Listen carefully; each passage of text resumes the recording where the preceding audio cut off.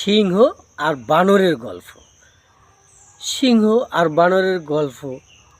বানর হচ্ছে বনের দুষ্টু প্রাণী আর সিংহ হচ্ছে বনের রাজা। এখন বন্ধুরা, বানরের অনেক দিন ধরে শখ জেগেছে যে সিংহর একটু পোদ মারবে, ঠিক আছে।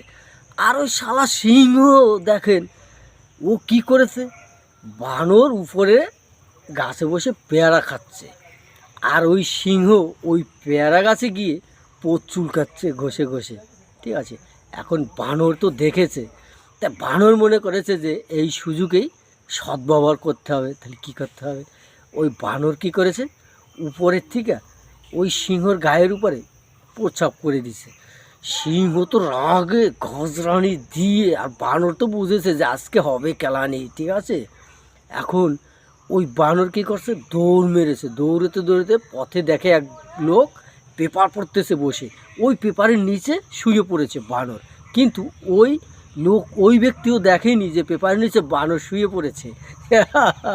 কিন্তু এইবার সিংহ দৌড়তে দৌড়তে ওখানটায় পৌঁছে গেছে, গিয়ে ওই লোকটাকে জিজ্ঞাসা করতেছে, ও দাদা, বলে কী, বলে এইখান দিয়ে একটা বানর যেতে দেখেছো? বলছে কেন, তোমার পোদ মেরেছে নাকি? বলছে কেন, তা পেপারও লিখেছে। বানর আর সিংহ, এবার সিংহ লজ্জায় আর নেই, মুখ ঢেকে আস্তে দৌড়ে পালিয়ে গেছে। বন্ধুরা, আমার গল্পগুলো যদি ভালো লাগে অবশ্যই কমেন্টস করবেন, আর এরকম ধরনের গল্প পেতে আমার পেজটা ফলো করে আমার পাশে থাকবেন।